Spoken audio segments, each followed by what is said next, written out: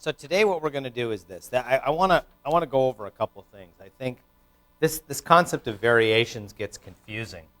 So I want to talk a little bit, just for a few minutes, about what is actually varying and what is not varying. So let's just go back to this basic problem for just a minute, where my functional is this integral from t0 to tf of L, which is a function of x of t, x dot of t, t dt. Now, does everybody understand that I think this was not, it did not appear to me that everybody really got this, so I want to go through it again. Does everybody see that this is not a function of time? Is there anyone here who still thinks or is not 100% sure about whether this quantity is a function of t? Is it a function of t or is it not a function of t? Yes, no. Why is it not a function of t? What's that? Because you're integrating it, right? I could replace this with anything, right? I could say the integral from t0 to tf L of x of eta, x dot of eta, and eta d eta. It's a dummy variable of integration. It doesn't make a difference what it is. I can call it whatever I want to call it. Call it your favorite Greek character, right? Call it your favorite squiggly thing. You can use hieroglyphics. I don't care what you use. The point is it is a dummy variable of integration. Does that all make sense, right? What is this a function of? Okay? Now, this is the confusing part. If it's not a function of t, because t is being integrated out, what is it a function of? In other words, when you ask the question, what does something depend upon? You're asking the question, if I put that thing in there, I get a value, and if I change that thing, I'm going to get potentially a different value. So what is it that I could potentially change that would change the value of this functional? What's that? X, right? If I put in a different function in there, I'm going to get a different numerical value for this functional, right? So, but if I put in x, automatically whatever I put in for x dot depends upon that, right? Because it's the derivative of x. So whatever the function is that I put here, I can compute its derivative, and I get the derivative. In other words, this is not independent of this. It directly depends upon whatever I put in for x dot. But this thing is a function of both x and x dot. It's not just a function of x, okay? So that's really important. What else could this depend upon? Now, the problem I put up on the board the other day, I said that x of t0 is equal to x0, x of tf is equal to xf, and I said that t0 was fixed, and I said that tf was fixed. So in this particular case, because all of these things are fixed, the endpoints of the interval are not changing, right? The endpoints. And so the graph that I drew was this graph. I said I start at some point at t0. I've got x of t0, and that point is fixed. I end up at some point here at tf, and I've got x at tf, and that's also fixed. So whatever this curve is, x of t, it has to start here, and it has to end there. It cannot go anywhere else. It has to go between those 2 points, right? This is the classic problem of I'm here and I want to get there, right? You do this in everyday life, and you don't realize you do this. You're asking the question, how do I get from here to there, where I know where here is and I know where there is, right? It's amazing, like, all this gets down to very, very basic things that you do in your life, but I'm formalizing all of this in mathematics because you're interested in not just getting there, but you're interested in how you get there, right? I mean, a good example of this, if I take my car, right, nobody would ever do this. Well, I shouldn't say nobody would ever do this. No normal person would ever do this, right? A person would not take their car and say, you know what, I need to go from here over to the O'Connell Center parking lot. My car is parked in the MAEA lot out here, and I want to go to the O'Connell Center parking lot. So I'm just going to start driving along the grass to get there, right? Nobody's going to do that, right? Or I'm going to start driving through buildings, or I'm going to crash into people along the way. That people don't do that, right? I mean, that's like not a nice thing to do, right? You want to be safe, you go on the road, right? So the point is that you're constrained because you're going to take some path that's going to be a normal path to get there. You can't just get there any way you feel like getting there. Well, these kinds of things come up in these problems too. I haven't dealt with them yet. They're constraints. But the point is that whenever you're asking these questions, I want to minimize something to go between 2 points. You're asking the question, find the entire path that will get me there, right? It's not enough to just say that's where I want to be. I have to have a path to get myself there. Well, look what we've got here. We have a function, x of t. So we're trying to determine this function that makes this as small as possible. So usually you've got some metric that says that this is a better way to get there than the other way, right? If I'm going from here to MAEB, right, I'm not going to first go to Shands Hospital and then walk down to Target and then go over to the Walmart and then go get over to MAEB, right? That's a stupid way to get there, right? Now, maybe somebody wants to do that. That's a very inefficient way to get from here to MAEB. You're just going to walk up this little hill here, go through the parking lot, walk across the street, and go over to MAEB, right? That's how you get there because it's a shorter path. So you in your mind have constructed a metric for what a reasonable way to get from here to there is. It may not be the perfect way to get there. Somebody else might get there a little bit faster by doing something else. But the point is that that to you is an efficient way to go from here to there. So this cost functional represents whatever that thing is that you're defining as your metric to go between 2 points. Now, in a general problem, we might have a whole bunch of different scenarios that are more, less constrained than the problem I have here. The first one of these is, let's suppose that I have a problem where I know where I want to go, but I don't have a constraint on how long it's going to take me to get there.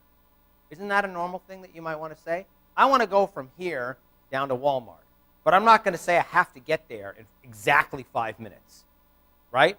I want to just get there in any amount of time it takes me to get there, but that's where I want to be when I'm all done, all right? Well, that problem looks different from this problem. That problem is going to be this problem, but it's going to have some changes here to these endpoint conditions. So here's what I call a second problem, all right? This is the second calculus of variations problem, which is a modification of the first problem. I still want to minimize this cost functional.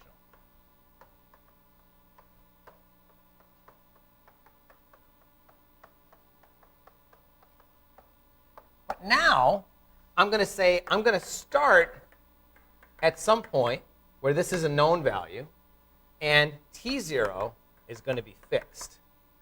But I'm going to change the problem a little bit. X at tf is equal to xf.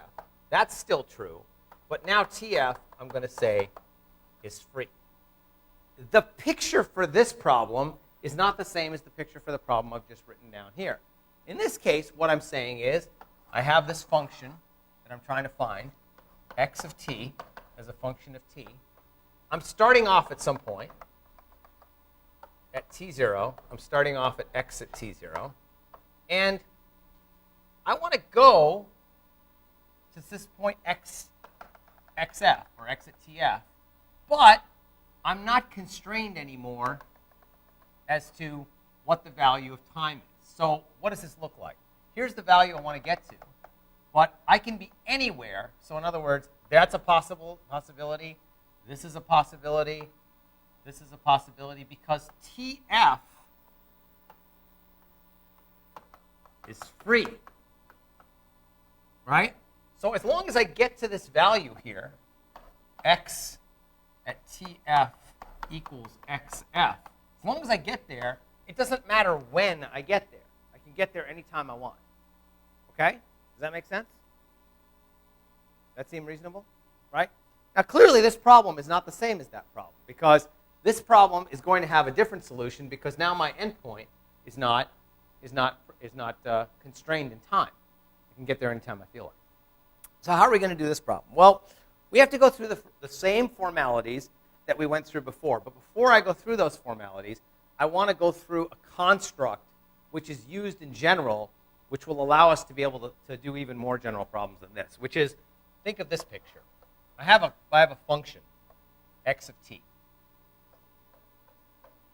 And I have a variation in this function. The variation looks like this, right? So this is x of t plus my variation in x of t. Now, on the original function, x of t, this is the value of tf. And this is the value of t0. Okay? This is kind of an aside, but it's not really, because it relates back to what I'm talking about over here.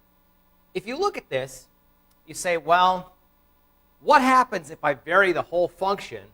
This point here is the final value of x. So it's xf on the original function.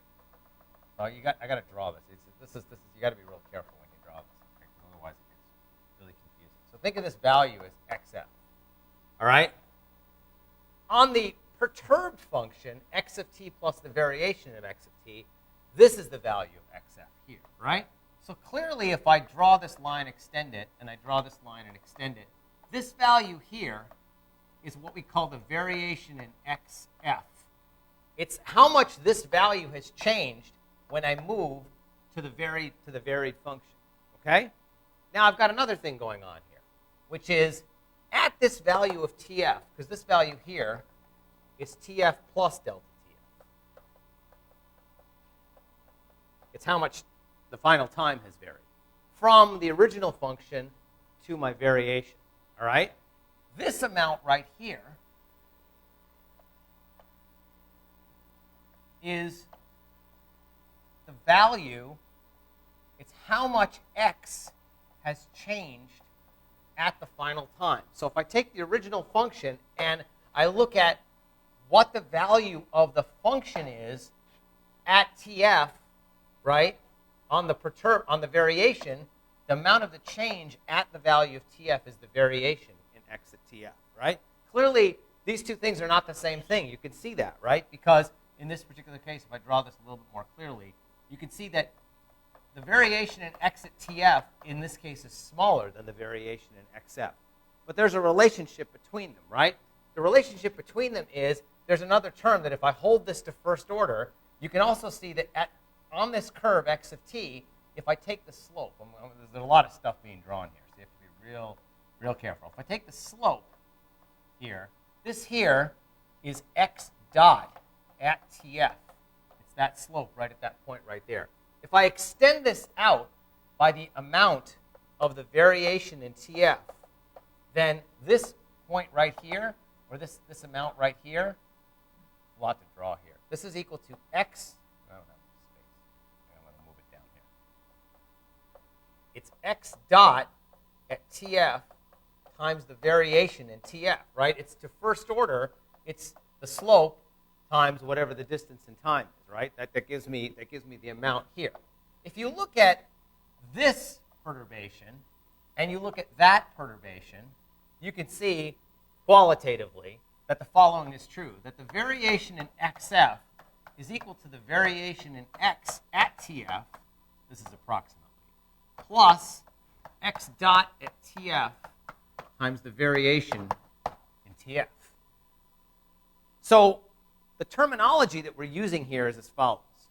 Is delta tf is the variation in tf.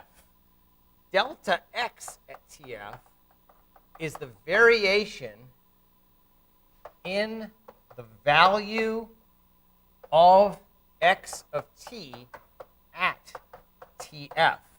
And the variation in xf is the variation in the final value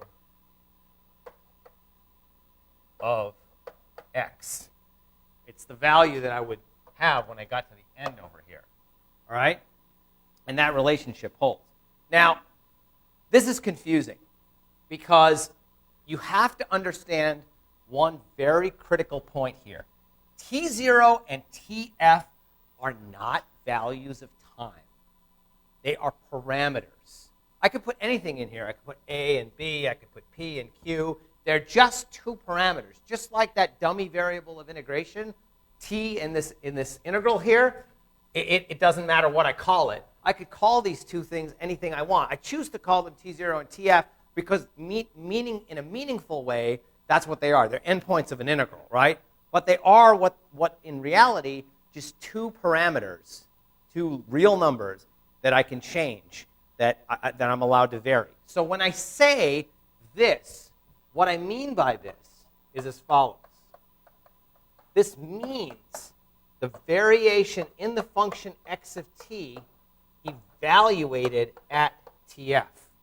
All right? That's what it means. It does not mean that it's this number, variation in x at TF. It means take the function, the variation in x. That's a function, right? Because I'm doing calculus of variations here. So that's a function. It's not a point, right? So little delta x is itself a function. I'm taking that function and I'm evaluating it at the point TF. Does that make sense to everybody? Just like I'd have the function x of t, I could evaluate it at TF. When I say delta x at TF, it's a shorthand for this. And that's why I say it's the variation in the value of x at t at TF, right? I'm evaluating the variation at the point TF. It's really important that you get this, because otherwise this stuff makes no sense whatsoever. All right? Now I can go back and I can do one other thing, which actually kind of comes almost automatically just from the first thing, which is, here's T0, and now what I can do is I can say, well, this is T0 plus delta T0. Now, for those of you who think this is T0 minus delta T0, get over it, all right? I'm varying T0 by an amount delta T0, and delta T0 in this case happens to be negative, all right? But I'm adding delta T0, which happens to be negative. I'm not subtracting delta T0, all right? So this is the amount, I'm just going to make this, exaggerate this just a little bit, just so that we're having a little bit of a difference. This value here is x0. So the amount by which x0 changes is this amount right here. So this is delta x0. And again, if you do the same kind of thing that we did over here, you'll see that the amount by which if you take this point here and you look at the function, this is a really hard thing to do. There's a delta x at T0, which is the same thing as what I have up here, and then there's an x dot at T0 times delta T0, which comes into this. And if you look at the picture, like, it's hard to draw all this on the same thing, but if you look at the picture, you see that delta x0 is equal to delta x at T0 plus x dot at T0 times delta T0. It's the same relationship that I have up there. This is approximate to first order. So what happens when you do all this, when you're done, is that you have the possibility that things can vary at the initial point, things can vary at the final point. I'm only dealing with a situation where something's varying at the final point, and that thing that's varying happens to be the final time. So now let's go back to this modified problem. I want to set the first variation in J equal to 0 on this modified problem. All right? So if I do that, I see that this gives me the variation in the integral from T0 to TF of L of x of t, x dot of t, and t dt. But I have a bit of a problem on my hands here. What's my problem? That's different from what I had in the first case, in the first basic problem that I did. TF is free. So what can affect the value of this functional? Not only can x of t affect the value of this functional, but the value of TF can also affect this functional, right? Because it can be changed. If I change the value of TF, then I change the value of the functional, right? So this functional depends upon both TF and it depends on x of t. So the variations that come out when I'm all done have to include a variation in x and a variation in TF. Otherwise, it just wouldn't fundamentally make any sense because TF can change, right? So when we do this, we have to break this into two parts. The first part is, if I imagine that TF is fixed, I can take the variation the way I could take it in the first problem, right? So I can move the variation inside the integral because it doesn't depend upon T0 or TF. So this is going to wind up being two parts. It's going to wind up being the integral from T0 to TF of the variation in L dt. I'll just abbreviate that. But then I've got another term in here. That other term is due to the fact that that this thing varies because of TF. So I'm going to just denote that as the variation with respect to TF of this thing. Just for shorthand, we'll figure out what it is in just a minute, right? So what I've got is I've got to figure out how this varies. Well, does anyone remember their calculus? What is the derivative of the integral of a function? The function, right? It's fundamental theorem of calculus, right? So if I apply the fundamental theorem of calculus here, what I've got is I've got the integral from t0 to tf of the variation in L dt, and then I've got plus, now the variation is going to be what? It's going to be, well, it's going to be this function L of x of t, x dot of t, and t evaluated at tf times the variation in tf. All right? Because the derivative of the integral is the function. The function is L, and I'm evaluating at tf, but I'm evaluating it at tf, but I'm taking the variation with respect to tf, so I wind up with a variation in tf when I'm all done. All right? So this, if you look at the, I'm just trying to follow my notes here because I don't want to make a sign error. So.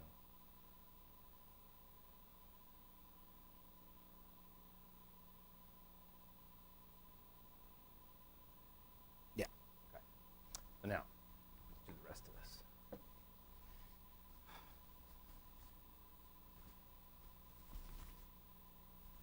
So now let's look at a couple of things here. What do I get when I take the variation, this variation here?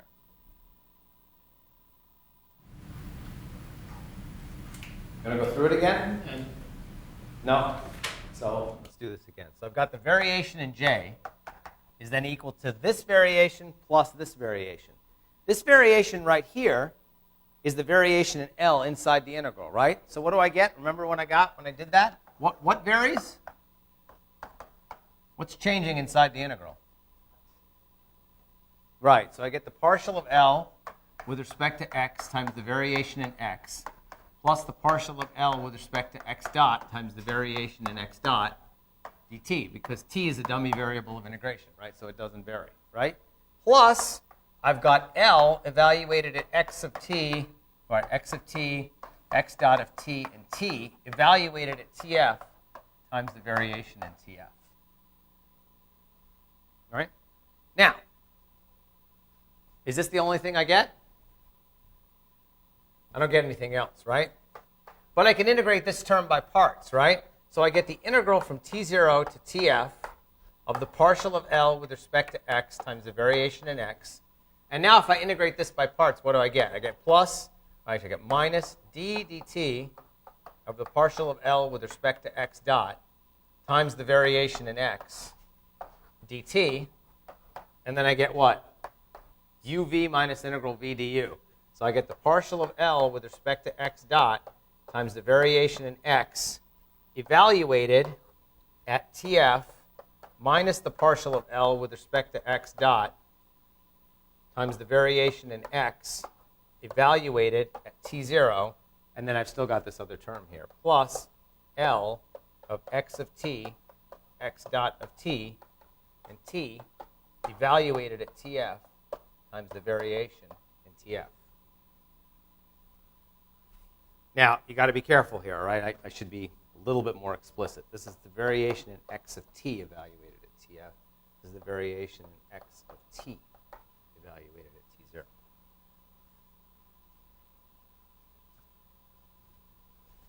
Now, if you look at this, you'll see that the variation in x of t at t0 is what?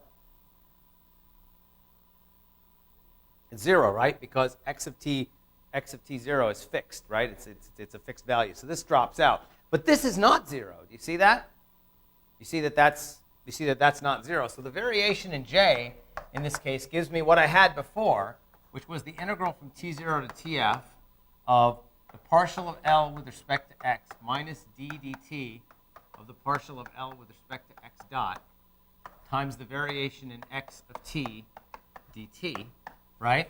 But now what I've got is I've got plus partial of L with respect to x dot evaluated at tf times the variation in x at tf, and then I've got plus L of x of t, x dot of t, and t evaluated at tf times the variation tf. Right? That make sense to everybody? Or no?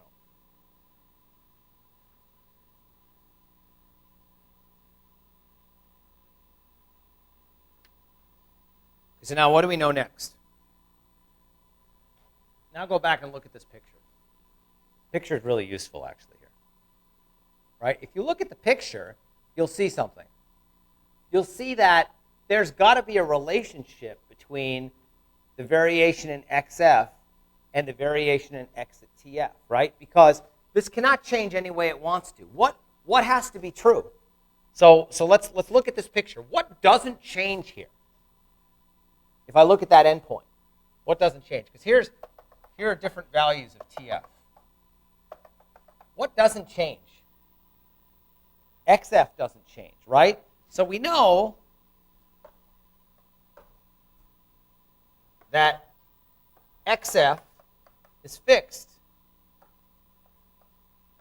which means that the variation in xf is equal to what? 0, right? But I also know, I don't want to erase that picture, so I don't want to erase that picture. So over here. Reuse this.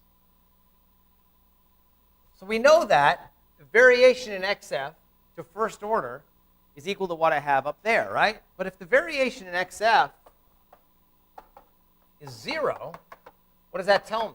It tells me that the variation in x at tf is equal to minus x dot of tf times the variation in tf, correct? That makes sense to everybody?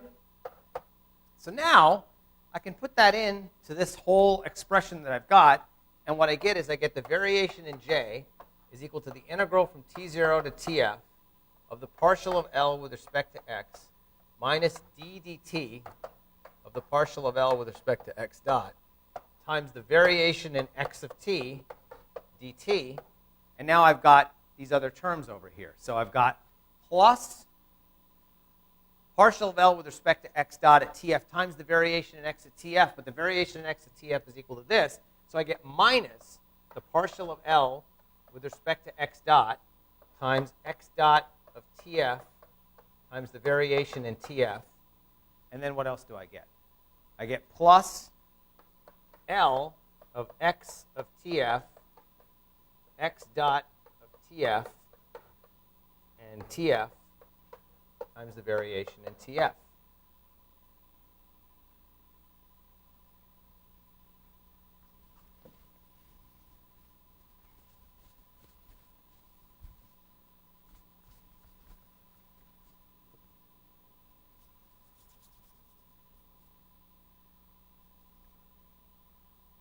So when you're all done,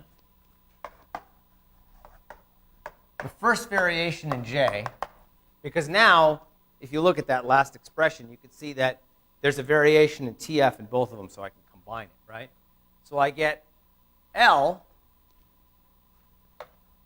minus the partial of L with respect to x dot, the whole thing evaluated at tf. Well, sorry. Whole thing evaluated at tf times the variation in tf. That's what I get when I combine those, right? That's this, and then plus this with the negative sign. And then you've got plus the integral from t0 to tf of the partial of L with respect to x minus d dt of the partial of L with respect to x dot times the variation in x of t, and that whole thing has to equal 0. Yes? That makes sense? So now, when we're going to set this first variation equal to 0, why do we put it in this form? This is important. Why do we explicitly put it in this form? The reason is because, remember what I said at the beginning.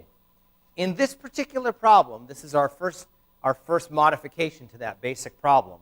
What are the quantities that can vary? So you have to repeat this to yourself in your head, because if you don't know what can vary, you don't know how to do, you will never get the variation right. What can vary in this particular problem that's under consideration right now? X of t and tf. So when we're all done, we must have a term that only involves the variation in x, right? That's because that's one of our independent variations, right? When I say what can vary, I'm talking about what can vary independent of anything else that can vary, right? Because if two things are dependent on each other, they're not, that you can't separate them, right? They're still combined, which is why we do this integration by parts. You remember that this integration by parts is a consequence of the fact that the variation in x dot is not independent of the variation in x, right? Because x dot is not independent of x. So you can't just say that whatever multiplies the variation in x, you can set that equal to 0, and whatever multiplies the variation in x dot, you can set that to 0, because they depend upon one another. You need to break it into a set of variations, each of which is independent of any other variation that's going on in the problem, right? In this particular case, like we said, the two things that can vary are x of t and tf, right? So I need to have one term that just has the variation in tf and one term that just has the variation in x. So you can see that in this expression, there's a dt in here, sorry. I have that, right? I have one term that involves one of those variations and another term that involves the other variation. So because those variations are independent of one another, so now we have to, this is where you really need to like say this explicitly. Because x of t and tf vary independently, we have the following. L minus the partial of L with respect to x dot times x dot of tf. That whole thing evaluated at tf, sorry, x of t, equals 0, and then d dt of the, well, partial of L with respect to x minus d dt of the partial of L with respect to x dot equals 0. So look at what happens. This is a consequence. It's always going to happen. In the first problem, I had completely specified boundary conditions, right? X at t0 was equal to x at 0. X at tf was equal to xf. They were fixed. So you notice that in my variations, the only necessary condition that came out beyond those boundary conditions was one involving the one thing that could vary, which in that case was x, right? You take the variation in x. So I didn't introduce any new boundary conditions. In this problem, I have an additional free parameter, right? Tf is free. So what happens is because Tf is free, you notice that I get a boundary condition that comes out of the fact that Tf is free. So now, in order to account for the fact that Tf is free, I have to have something else that allows me to assess what's going on at that boundary, because before I didn't have that information, right? It wasn't in the original problem. Tf was free. So the question is, what's the boundary condition now associated with the fact that Tf is free? And this is the boundary condition that comes out. So you get the original necessary condition, which is the one we got from the first problem, plus we get this additional boundary condition that arises because of the fact that Tf is free. Now, if you want to see, let's just do a really simple example. This is not a complicated problem, but it's one that engineering students always like to see examples, and my take at a class like this is construct whatever example you want. You should be far enough along that you can construct your own example. We'll do one. Yes. Independently.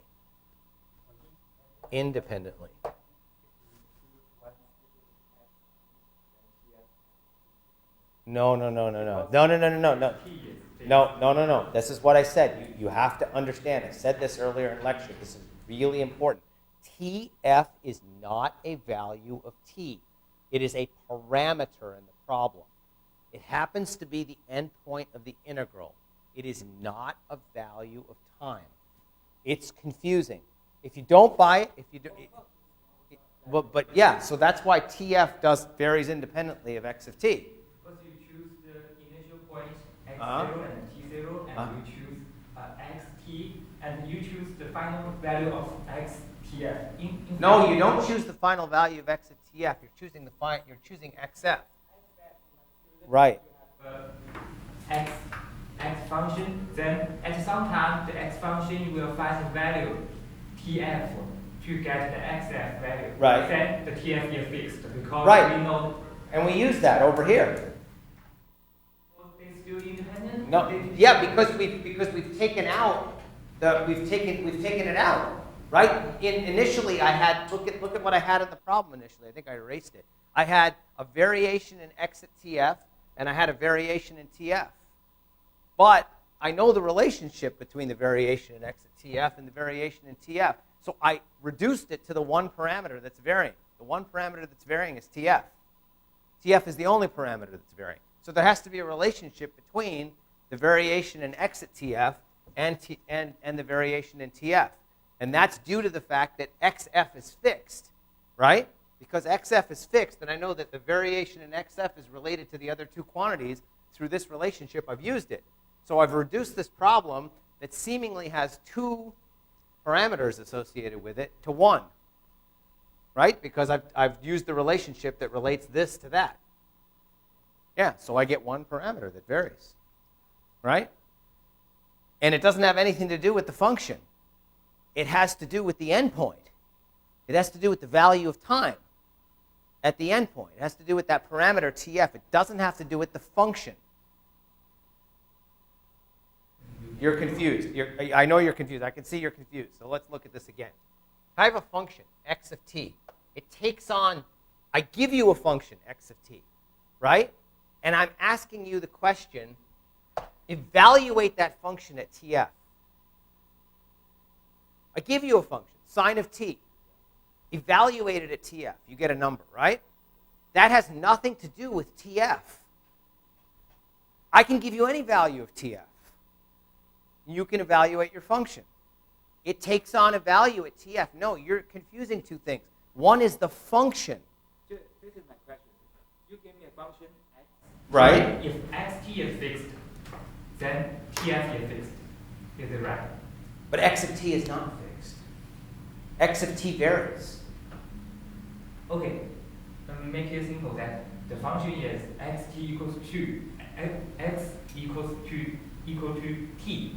Okay. Very simple question. And you have initial points at x0, t0, and we have already know that we want to get a point at xf equals to something maybe 2. Right. Then we got a tf is 2. Right. Yeah, tf is fixed because right. x is fixed. Right. So how to say the tf and x? Because of what I said over here. You're not listening to what I'm saying. No, I'm not. This is is variation in x a function? We don't need to care about all the mathematics. No. I'm not relating it. I'm not relating it the way you think. Is the variation in x a function? Is it a function? Yes, it is. So I can evaluate it anywhere. If I evaluate this function at tf, it's related to this quantity by this relationship because xf is fixed. This function at tf is related to this function at tf. Remember, I said that earlier. I said it's a shorthand, right? This is not a value. It is a function evaluated at a point, right? It's delta x as a function evaluated at tf. That function evaluated, if you don't like the way I've written it here, then write it a different way. It's the variation in x of t evaluated at tf is equal to x dot of t times the variation in tf evaluated at tf. That's what I'm saying. This function evaluated at that time is equal to this function evaluated at that time. That's what that is. And that's independent. This variation in tf is independent of the function. They have nothing to do with each other after I've made this relationship. This is the constraint that relates them. It is a necessary condition. I don't think it's sufficient. But I think it's sufficient condition, but I don't think it's necessary. No, it's a necessary condition. It's not sufficient because you have no idea whether this is a minimum or a maximum. All you know is it's a critical point. It's an extreme. If you, it's not a sufficient condition. It's a necessary condition. You're getting sufficiency and necessity backwards. It's a necessary condition for optimal health. It's not a sufficient condition. If it were sufficient, it would be all that you would need to know. It's not all that you need to know. You need to know more. It's a necessary condition. A necessary condition is a condition that needs to be met, but it's not all of the information. A sufficient condition is one that, if it's met, everything that you have is required. This is not everything that you need. This is a necessary condition. It's not a sufficient condition. You're getting the two backwards. You are. You can look up the word necessary in the dictionary. All right? So, you got it backwards. All right? So, and if you want to talk to me about it after class, we can talk about it more after class. All right?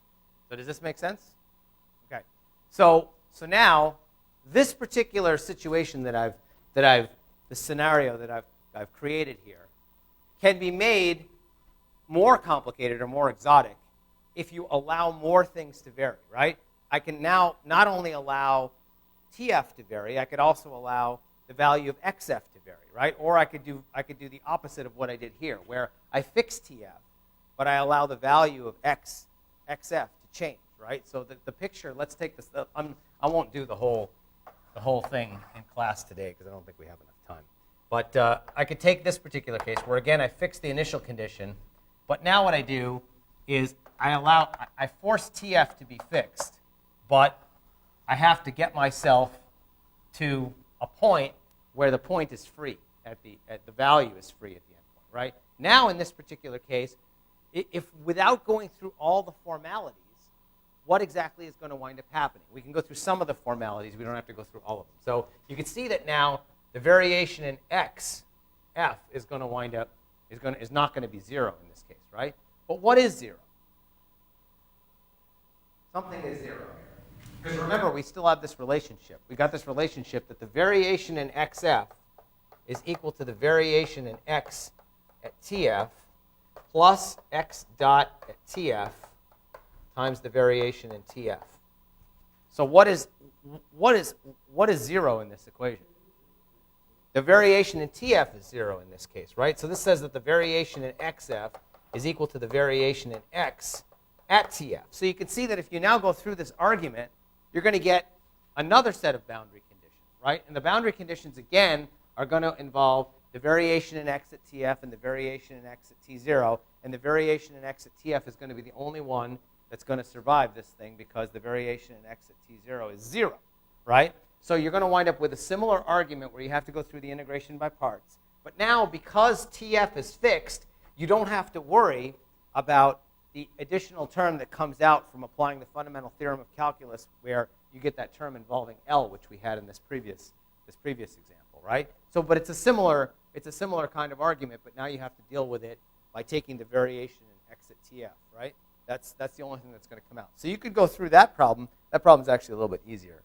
The one I did was actually the harder of the two because it has a more intricate structure associated with it. But in general, what we're going to wind up with is we're going to wind up with more like this picture over here, where everything can vary at one endpoint. Now, clearly, maybe not clear, but if I could vary everything and I didn't have any constraints on anything, then there would be nothing to do, right? Because it says go from anywhere you want to anywhere you want and get there in as much time as you want to take. What's the solution to that problem? Don't go anywhere, right? Just stay exactly where you are, right? Because if I can go from anywhere to anywhere and take as much time or as little time as I want to do that, and I don't have any constraints on anything, it's just going to say stay exactly where you are, right? So the solution is going to be a kind of trivial, stupid solution. But let's just do a real simple example, just so, because I said I would do an example, just to show you what this comes out to be. We got 5 minutes, so this is kind of perfect. I can just do this example, which is this is the classic problem that comes out if you have like a mass on a spring. So if you've got this particular problem, you've got a spring and you've got a mass, and you've got you have this Lagrangian that you want to minimize, and you have the problem where you want to take the spring from some initial displacement. So you've got x of t0 is equal to x0, and you've got x of tf is equal to xf. So it's the first case that we were in. And the Lagrangian in this case is equal to the kinetic energy minus the potential function. And the kinetic energy is equal to 1/2 x dot squared, where I assume m is equal to 1, and I assume k is equal to 1. And I get minus 1/2 kx squared, so minus x squared. So what you get is you get the integral from t0 to tf of x dot squared minus x squared dt. There's a 1/2 in here. It doesn't really matter. It doesn't really change anything.